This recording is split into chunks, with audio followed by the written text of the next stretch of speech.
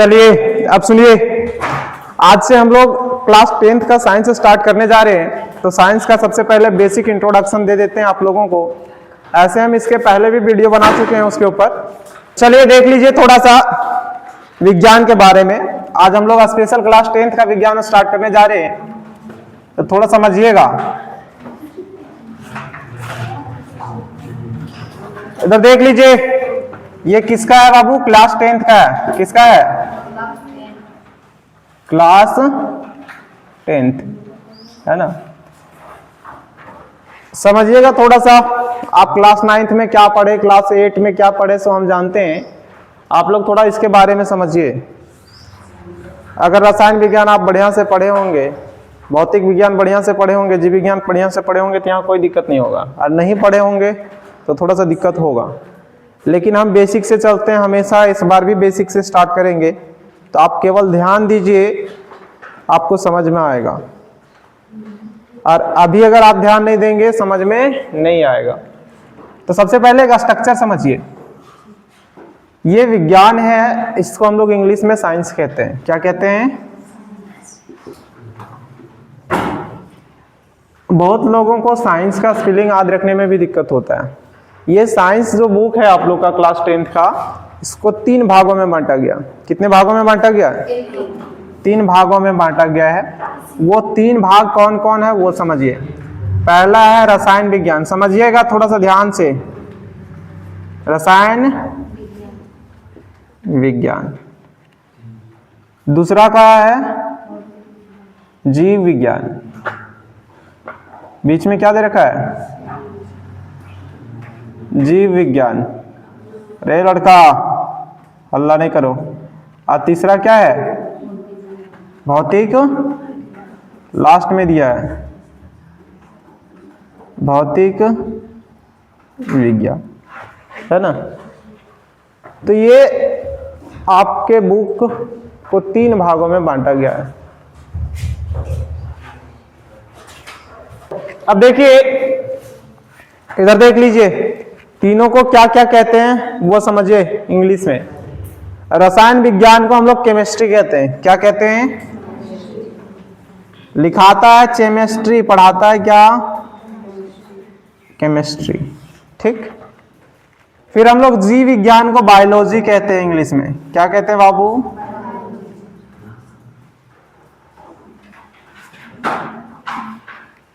Biology. और इसको क्या कहते हैं? फिजिक्स। क्या इतना समझ में आया? रसायन विज्ञान को क्या कहते हैं? केमिस्ट्री। इसको क्या कहते हैं? बायोलॉजी। और इसको फिजिक्स। ठीक।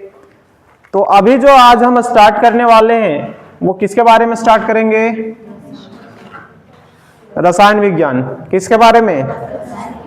रसायन विज्ञान में पहले 5 चैप्टर था, लेकिन अब तुम लोग को कितना चैप्टर पढ़ना है? 4। कितना पढ़ना है? तत्वों का आवर्त वर्गीकरण हटा दिया गया आप लोगों से। तो 4 कौन कौन चैप्टर पढ़ना है उसके बारे में हम थोड़ा यहाँ डिस्कस कर देते हैं। उसके बाद फिर इसका बेसिक कॉन्सेप्ट के ऊपर चलेंगे। समझिए, पहला है रासायनिक अभिक्रिया एवं समीकरण। रासायनिक अभिक्रिया एवं समीकरण। इंग्लिश में सुनिएगा, इंग्लिश में इसको कहते हैं chemical reaction and equation. Chemical reaction and equation कहते हैं। किसी को दिक्कत? लिख भी देते हैं एक बार।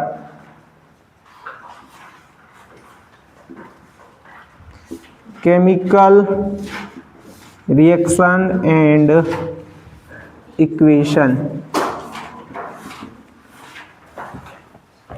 अब आगे समझिए, दूसरा जो है आपका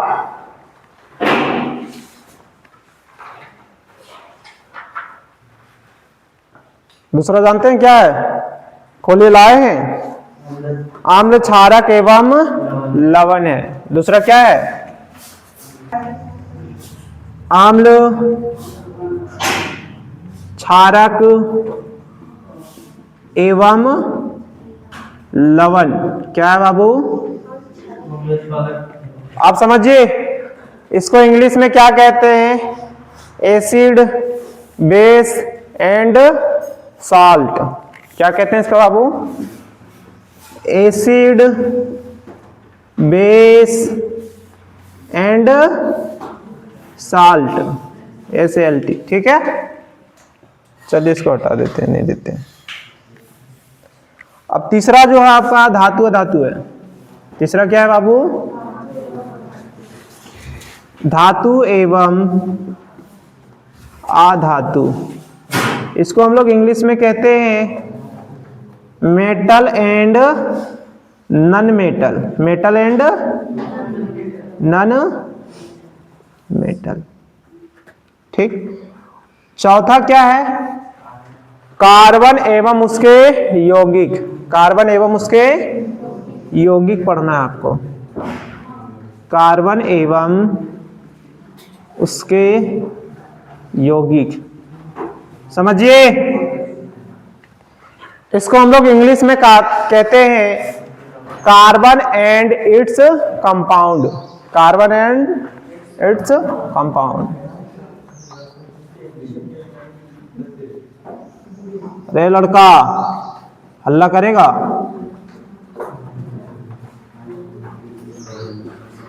तो ये आपको 4 चैप्टर पढ़ना है। आप लोग बोलेंगे पहला चैप्टर कौन है आपका? रासायनिक अभिक्रिया एवं इंग्लिश में इसको क्या कहते हैं? Chemical reaction and equation. क्या कहते हैं? दूसरा क्या है? अम्ल क्षारक एवं इंग्लिश में इसको क्या कहते हैं? Acid, base and salt. ठीक है। तीसरा क्या है? धातु एवं अधातु। क्या कहते हैं इंग्लिश में? Metal and non metal. चौथा क्या है? कार्बन एवं उसके यौगिक। इसको इंग्लिश में कहते हैं कार्बन एंड इट्स कंपाउंड। ठीक है। तो सबसे पहले आपको यह समझ में आया कि ये आपका 4 चैप्टर है। बायोलॉजी जिस समय पढ़ाएंगे उसके बारे में डिस्कस कर देंगे, जिस समय हम भौतिक विज्ञान पढ़ाएंगे उस समय उसके बारे में डिस्कस करेंगे। कोई दिक्कत नहीं होना चाहिए। ठीक। अब हम लोग जो है आगे चलते हैं। और सबसे पहले आप देख लीजिए, आप लोग तो बहुत सारा कुछ नहीं जानते हैं, तो हमको बेसिक चीज पहले पढ़ाना पड़ेगा। केमिस्ट्री का पहले क्या पढ़ाना पड़ेगा? बेसिक चीज। क्योंकि अगर आप लोग को कह दिया जाए ऐसे, कोई जानते होंगे तो बताइएगा कि सोडियम जब जल के साथ रिएक्शन करता है तो बताओ क्या बनाता है? मालूम है क्या?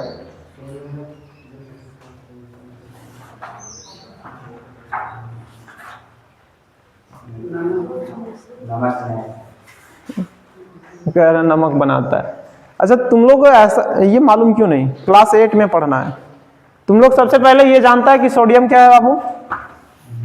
सोडियम क्या है? धातु का अधातु? धातु। और ये क्या है? H2O। अरे पानी है ना। ये क्या है? पानी है। और ये धातु है। तो तुम लोग क्लास 8 में पढ़ा होगा कि जब धातु जल के साथ अभिक्रिया करती है तो या तो धात्विक ऑक्साइड बनाती है या तो धातु हाइड्रोक्साइड बनाती है, और हाइड्रोजन गैस को क्या करती है? मुक्त करती है। लेकिन तुम लोग याद नहीं रखा है, जिसके कारण आज बहुत बड़ा समस्या उत्पन्न होगा। समीकरण नहीं लिख पाओगे, क्या बनेगा वो नहीं बता पाओगे। अब जैसे हमसे कोई पूछेगा तो हम बता देंगे कि यहाँ सोडियम हाइड्रोक्साइड बनेगा और हाइड्रोजन गैस कहाँ रह जाएगा? बाहर जाएगा। तो सबसे पहले यदि आप लोग को नहीं मालूम है, अच्छा इसका नाम तुम लोग जानता है क्या? ये कंपाउंड बना, इसका नाम लिखने के लिए जानता है क्या? तो कैसे? यहाँ हम 2 लिख सकते। अगर ऐसे हम लिखते, सुनिए, ऐसे लिखते तो क्या ये गलत है कि सही है? बताइए। ये लिखे वो गलत है या सही है? क्यों गलत है? कारण यदि किसी को मालूम है तो बताइए। फिर यहां हम H2 लिख दिए हाइड्रोजन गैस को। क्यों लिखे H2? मालूम है कारण? नहीं मालूम है ना। तो सुनिए, बाबू साइंस कहीं भी पढ़ा नहीं पढ़ा, अब तो पढ़ाएंगे ना। तो सबसे पहले हम बेसिक चीज स्टार्ट करेंगे, और अगर बेसिक चीज को सीख लिया तो तुमको ना तो ये रिएक्शन लिखने में दिक्कत होगा, यहाँ 2 क्यों लिखे इसको जानने में भी दिक्कत नहीं होगा, ये गलत क्यों है इसको भी जानने में दिक्कत नहीं होगा। बशर्ते एक बात है कि जो हम बेसिक पढ़ाएंगे वो आपको कंप्लीट करते जाना है, ठीक है। उसके बाद क्या है साइंस वो हम अच्छे से समझा देंगे। बहुत इजी है साइंस। जिसको डर लगता है ना कि ये सब जो है सर कैसे लिखेंगे, कैसे पता करेंगे कि क्या बनेगा, वो हम बता देंगे। तो अब स्टार्ट कर देते हैं इसका बेसिक कॉन्सेप्ट, ठीक है। हटाएं इसको हटा देते हैं हम, कोई दिक्कत नहीं है, नहीं लिखें चाहे लिखें, पढ़ाएंगे तो वो तो लिखते जाइएगा ना। ये तो क्या था, बेसिक इंफॉर्मेशन था ना। अरे किताब में दिया हुआ 4 चैप्टर ना, ये तो बेसिक इंफॉर्मेशन था। चलिए अब हेडिंग डालिए तो, ए बाबू हेडिंग डालो। चलिए पहले आप समझ लीजिए, जो यहाँ टेबल लिखा गया आप क्लास 9th में इसको पढ़े होंगे। ये क्या है वो देखिए, तत्वों का नाम, प्रतीक, परमाणु संख्या, ठीक है। यहां से केमिस्ट्री धीरे धीरे स्टार्ट होती है। तो सबसे पहले आपको क्या याद रखना है वो समझिए, तत्वों का नाम और क्या याद रखना है आपको, उसका प्रतीक और परमाणु संख्या। तो सबसे पहला तत्व जो है वो हाइड्रोजन है। सबसे पहला तत्व क्या है, हाइड्रोजन। हाइड्रोजन का प्रतीक H होता है और इसका परमाणु संख्या 1 होती है। क्या आप लोग बता सकते हैं परमाणु संख्या क्या होता है? संयोजकता नहीं होता है बाबू। परमाणु संख्या क्या होता है वो पूछ रहे हैं। परमाणु के संरचना में पढ़ा होगा ना रे, 4था चैप्टर पढ़ाए कि परमाणु के नाभिक में उपस्थित कुल प्रोटॉन या तो इलेक्ट्रॉन, इलेक्ट्रॉन नाभिक में उपस्थित होता है क्या? उसके बाहर क्या करता है, चक्कर काटता है। तो सुनिए, नाभिक में कुल प्रोटॉनों की संख्या जितना होती है वही क्या कहलाती है, परमाणु संख्या। क्या कहलाती है? अब तुम लोग जानता है कि जितना प्रोटॉन रहेगा उतना ही क्या रहेगा, इलेक्ट्रॉन। दोनों बराबर रहता है ना, ये तो पढ़ा है ना।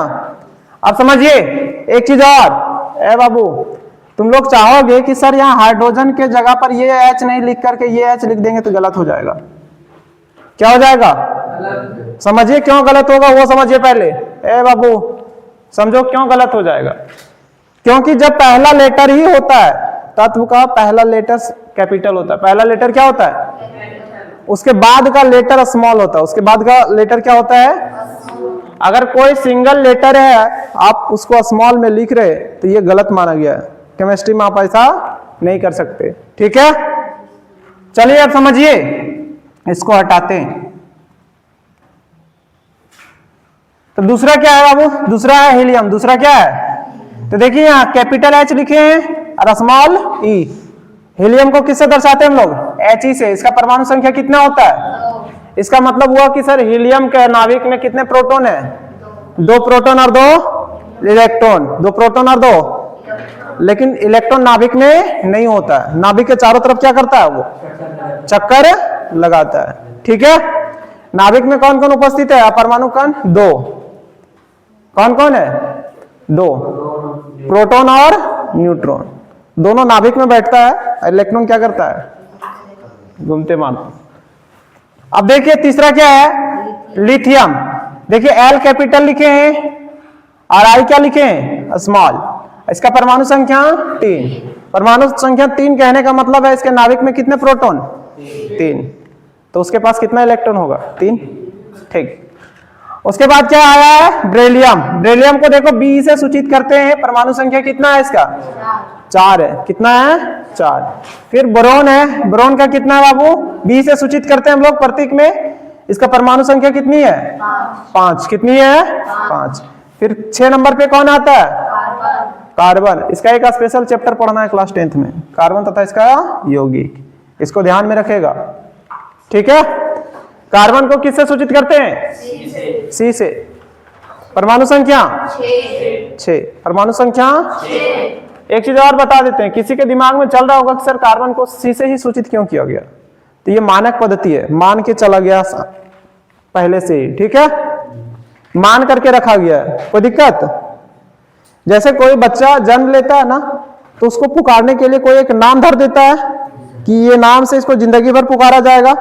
उसी प्रकार जिस समय तत्व का खोज किया गया ना, जिस समय कार्बन का खोज किया गया, उसी समय से इसको सी बोला गया कि कार्बन को आप क्या बोल सकते हैं, इसका प्रतीक सी है, सिंबल दे दिया एगो, ठीक है। उसके बाद कौन आता है, नाइट्रोजन। कौन आता है, नाइट्रोजन का परमाणु संख्या 7। अच्छा, परमाणु संख्या का मतलब क्या समझती है कि उसके नाभिक में कितने प्रोटॉन, 7, और नाभिक के बाहर चारों तरफ कितने इलेक्ट्रॉन, 7। कोई दिक्कत नहीं। फिर कौन है ये, ऑक्सीजन। इसके बिना हम लोग जिंदा क्यों नहीं रह सकते बाबू, क्योंकि सांस नहीं लेंगे तो ब्लड सर्कुलेशन होगा क्या, ब्लड सर्कुलेशन नहीं होगा तो बॉडी क्या हो जाएगा, डेड। अच्छा, खून जब रुक जाता है तो बॉडी क्यों मर जाता है मालूम है, खून ही क्या करता है, एनर्जी को पूरे शरीर में भेजता है, ठीक है। अब एनर्जी जाएगा ही नहीं अंग अंग तक तो क्या वहां का अंग काम करेगा, और जब अंग काम करना बंद कर देता है तो क्या घोषित कर देते हैं हम लोग, मृत घोषित कर देते हैं। उसके बाद कौन आता है, फ्लोरीन। कौन आता है, फ्लोरीन को किससे सूचित किया गया है, एफ से। परमाणु संख्या 9। परमाणु संख्या कितना है बाबू, 9 है, चलिए ठीक। फिर कौन आ रहा है, नियोन। नियोन कितना है, एन से इसको सूचित करते हैं, इसका परमाणु संख्या 10, ठीक। उसके बाद सबसे अफतिया तत्व हाइड्रोजनवा को कहते हैं अवारा तत्व, ये सबसे बड़का अवारा है, छोटे को है ना सबसे जने मन तने घूमते रहता है। इसके बाद सबसे ज्यादा अवारा ये हवा के साथ पानी के साथ लड़ के लहर जाता है, अभिक्रिया करके क्या हो जाता है, लहर जाता है। फिर अगला चोट्टा को केरोसिन तेल में डुबा कर रखा जाता है, किसमें, केरोसिन तेल में। सोडियम को किससे हम लोग सूचित करते हैं, इसका परमाणु संख्या 11, ठीक। फिर उसके बाद मैग्नीशियम, क्या आता है, मैग्नीशियम को किससे, Mg से, है ना, इसका परमाणु संख्या 12। फिर उसके बाद एल्युमिनियम, लेकिन देखो बुक में भी कभी कभी गलत लिखता है, कभी आधा ला यू लिख देता है, पूरा ला लिख देता है कभी। यहाँ क्या है, एल्यूमिनियम। एल्यूमिनियम को किससे सूचित करते हैं हम लोग, Al से, परमाणु संख्या 13। उसके बाद सिलिकॉन को Si से सूचित करते हैं, परमाणु संख्या कितना, 14, है ना। तो ये आपको याद रखना पड़ेगा। उसके बाद आइए आगे देखिए, फास्फोरस। फास्फोरस को किससे सूचित करते हैं, P से। कितना, परमाणु संख्या 15। फास्फोरस भी 3 प्रकार का होता है, जो माचिस के तिल्ली में लगा हुआ रहता ना आगे, वो फास्फोरस होता है, वो रेड फास्फोरस होता है। व्हाइट फास्फोरस भी होता है, ब्लैक फास्फोरस भी होता है, तो इसके बारे में लोग डिस्कस करेंगे आगे। फिर कौन आ रहा है, सल्फर। सल्फर का परमाणु संख्या, परमाणु संख्या पूछ रहे हैं हम, 16 ना। अगर प्रतीक पूछते हैं तो क्या होता, S। क्या होता, S। चलिए, उसके बाद कौन आ रहा है, क्लोरीन। कौन आ रहा है, क्लोरीन को किससे सूचित करते हैं हम लोग, Cl से। परमाणु संख्या 17। बहुत बड़ा खतरा है इसमें, ठीक, ध्यान रखना। ये कौन है, आर्गन का परमाणु संख्या 18 होता है। मतलब हम यहाँ हाथ रख दिए, परमाणु संख्या पूछ दिए तो Ar कह देगी। इसका प्रतीक होता है Ar। प्रतीक क्या होता है, Ar होता है। कोई दिक्कत नहीं। परमाणु संख्या कितना होती है, 18। उसके बाद कौन आता है, सोडियम का दोस्त पोटेशियम, क्योंकि दोनों मुलायम धातु है ना। पोटेशियम को किससे, परमाणु संख्या 19। उसके बाद लास्ट में कैल्शियम। कैल्शियम का परमाणु संख्या 20, सूचित किससे करते हैं, Ca से। अब इधर जो लिखे हैं वो रेंडमली जो आपका यूज है यहाँ उसके बारे में लिखे। आर्गन, इसको लोहा कहते हैं, इसका परमाणु संख्या कितना है, 26। कितना है, हाँ, यहां हम लोग इसको 3 चीज बोल सकते हैं, समझिए। आयरन को यदि आप समझना चाहते हैं तो देखिए इधर, अगर Fe2+ में है ये तो इसको बोलते हैं फेरस। क्या बोलते हैं हम लोग, फेरस। ऐसे आयरन को लोहा भी कहते हैं। लेकिन जब यही तत्व Fe3+ में रहेगा तो इसको बोलते हैं फेरिक। क्या बोलते हैं? फेरिक। तो ये डिपेंड करता है कि किस रूप में है। अगर संयोजकता 2 है यानी किसी को 2 इलेक्ट्रॉन दे रहा है तब इसको हम बोलेंगे फेरस, ठीक। और जब किसी को ये 3 इलेक्ट्रॉन दे रहा है तो इसको हम लोग कह देते हैं फेरिक। क्या कह देते हैं? हम बेसिक चीजों पे बात करते जाएंगे, टेंशन ना लीजिए। अब कौन आ रहा है? कॉपर भी 2 चीज, Cu+, Cu2+, ये दोनों करता है, ठीक है। तो ये Cu से इसको सूचित करते हैं हम लोग। परमाणु संख्या कितना है? 29। परमाणु संख्या कितना है? अरे कि ये जिंक को हम लोग Zn, इसको जस्ता भी कहते हैं। इसका परमाणु संख्या कितना है? 30। आप यहां तक लिखिए, फिर हम आगे चलते हैं।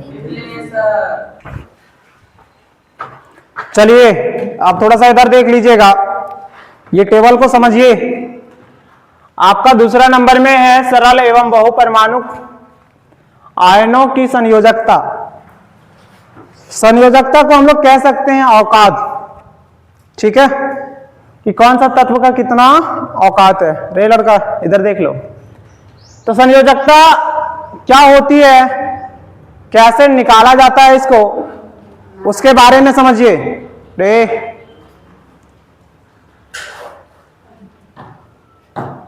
देख लो, थोड़ा सा समझाते।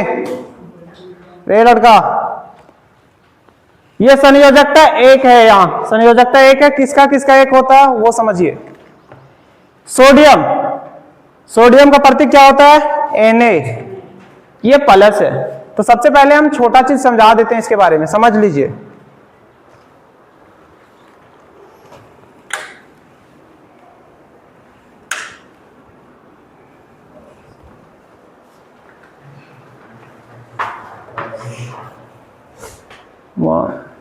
ऑन करो तो लाइट रे, एरर की लाइट ऑन करो, जाओ समझ लो। अब सोडियम के ऊपर कितना लिखे? +1 है ना। तो सबसे पहले समझिए कि +1 आ रहा है, यहाँ +2 आ रहा है, फिर इधर देखिए +1 आया, माइनस, इधर सारा माइनस दिख रहा है ना।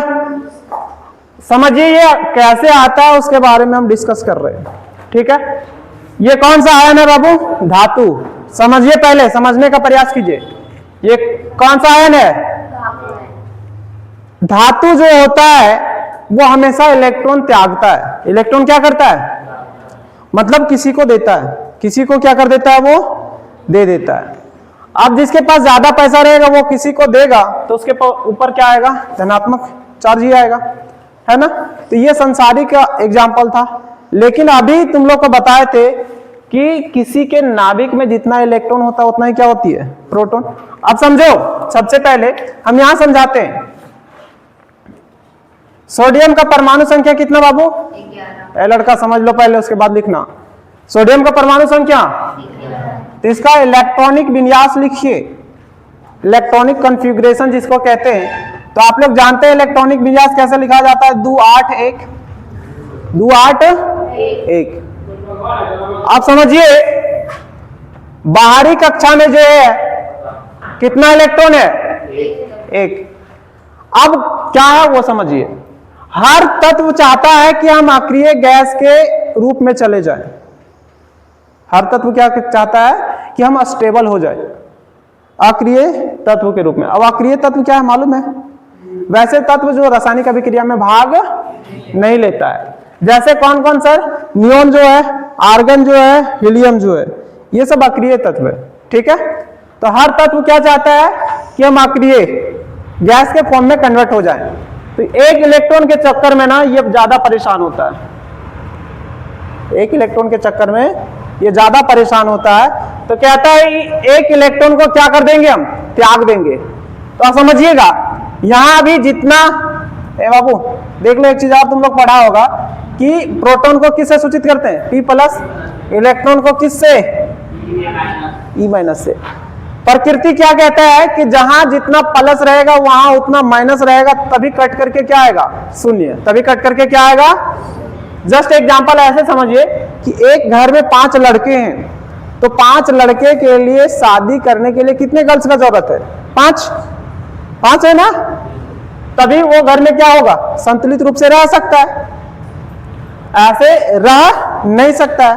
आप समझो, तो यहाँ 11 को अधिक प्रोटॉन है तो 11 को इलेक्ट्रॉन भी है। अब क्या कर दिए हम, यहां से एक इलेक्ट्रॉन को हटा दिए, तो सबसे पहले एक इलेक्ट्रॉन को हटाएंगे तो बताओ यहाँ कितना प्रोटॉन बढ़ेगा, एक ही को ना, और ये अपना प्रभाव क्या करेगा, दिखाना स्टार्ट कर देगा, दिखाना स्टार्ट कर देगा ना, क्योंकि 10 गो इलेक्ट्रॉन 10 गो प्रोटॉन को संभालेगा, एक प्रोटॉन क्या हो जाएगा, छूट जाएगा, तो वो अपना प्रभाव दिखाना स्टार्ट कर देता है। यानी एक इलेक्ट्रॉन त्यागा तो इसके ऊपर कितना प्लस चार्ज जाएगा, एगो, और इसको हम लोग कहते हैं धन आयन का निर्माण। तो अगर कोई पूछे कि धन आयन का निर्माण कैसे होता है, तो इलेक्ट्रॉन के त्यागने से होता है। ठीक है सर, ये एक इलेक्ट्रॉन त्यागा, ये कहां जाता है। अब देखिए हम थोड़ा सा बताते हैं अधातु के बारे में। ठीक है, धातु क्या करता है, हमेशा इलेक्ट्रॉन को त्यागता है। तो यहाँ +1 समझ में आ गया। फिर आप पोटेशियम का देखिएगा, इलेक्ट्रॉनिक विन्यास लिखिएगा, उसमें भी देखिएगा एक इलेक्ट्रॉन वो क्या करेगा, त्यागेगा। कितना होता है पोटेशियम का, 19 होता है ना। देखिए हम यहाँ एक बार समझा देते हैं, और पोटेशियम का कितना होता है, 19। इसका इलेक्ट्रॉनिक विन्यास लिखिए तो 2 8 8 1, यही ना। अब समझिए इसके बाहरी कक्षा में कितना इलेक्ट्रॉन, 1। ये इलेक्ट्रॉन क्या करना चाहेगा, त्याग करके स्टेबल अवस्था में आना चाहेगा, जिसके कारण यहाँ एक क्या चार्ज डेवलप हो जाएगा, प्लस। क्या चार्ज डेवलप होगा। अब थोड़ा सा इसके बारे में हम बात कर देते हैं, संयोजकता 2 के बारे में। ठीक है, कि इसके औकात क्या है वो समझिए। मैग्नीशियम, ध्यान दीजिए इधर, मैग्नीशियम का परमाणु संख्या, मैग्नीशियम का परमाणु संख्या कितना, इसका अर्थ होता है कि 12 इलेक्ट्रॉन है या 12 प्रोटॉन है नाभिक में। ठीक है, अब समझिए, रे लड़का इधर समझ ले, ऐसे भी हम खड़ा होता तुम बाबू, इसका इलेक्ट्रॉनिक विन्यास बताओ तो क्या होगा, बोलो बोलो रे।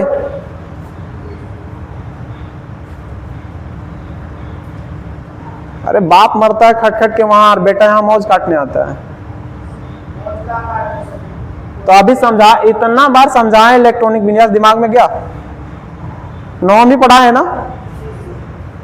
शर्म कर थोड़ा सा कि यहाँ पढ़ने के लिए आता है और गप कर कर लगा लगता है, बैल कहेगा।